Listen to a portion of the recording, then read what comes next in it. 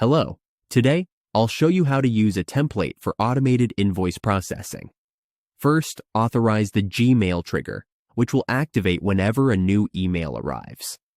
Next, authorize the second Gmail module, which extracts attachments from incoming emails.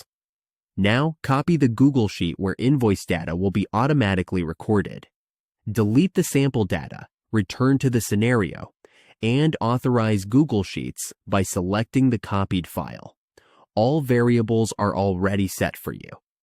Now let's start the scenario. Let's go to the email and send a test PDF invoice. As we can see, the trigger has received the email and started processing the scenario.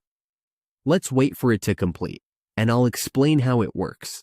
The trigger activates the scenario whenever a new email arrives.